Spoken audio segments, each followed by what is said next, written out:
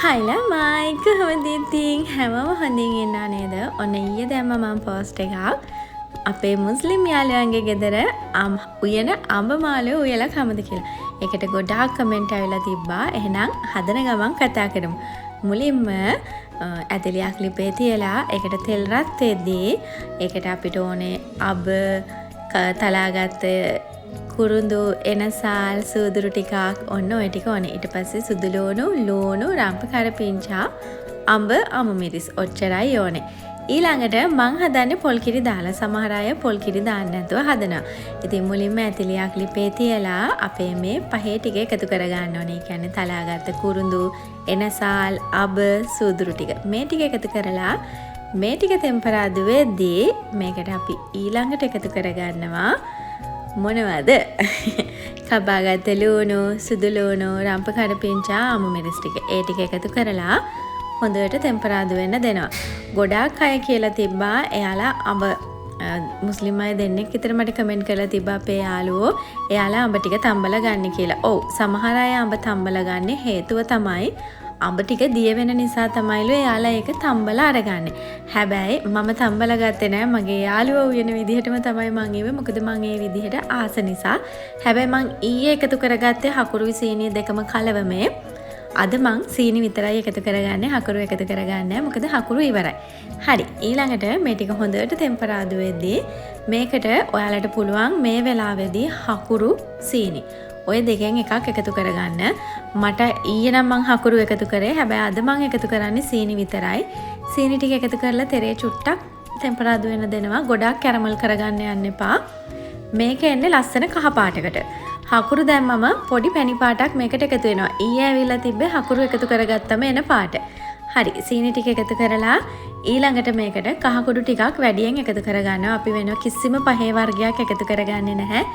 කහ කුඩු විතරමයි එකතු කරගන්නේ. ඊළඟට කෑලි මිරිස් චුට්ටක් එකතු කරගන්නවා. මම පහේ වර්ග කියලා කිව්වේ මිරිස් කුඩු, බැදපු තුන පහ, ගම්බිරිස් කුඩු ඔය මොනවත් එකතු කරගන්නේ නැහැ.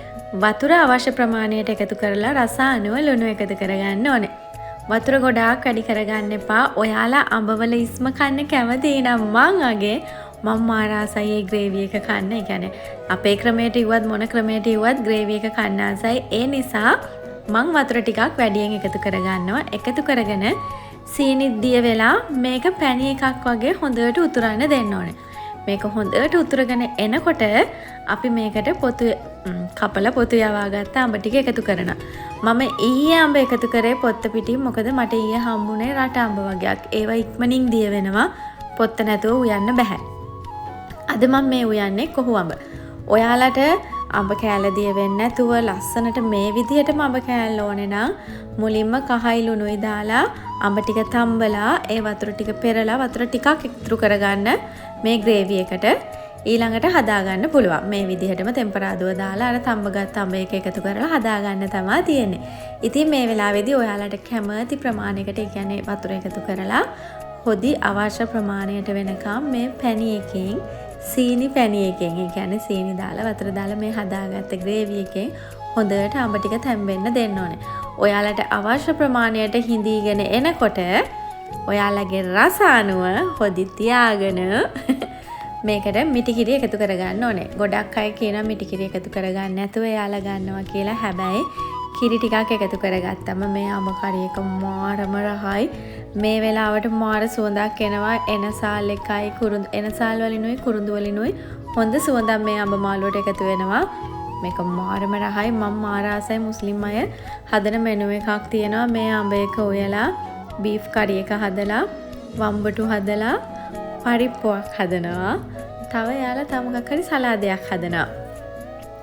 කෙලත් ගිලෙනවා හලෝ මට.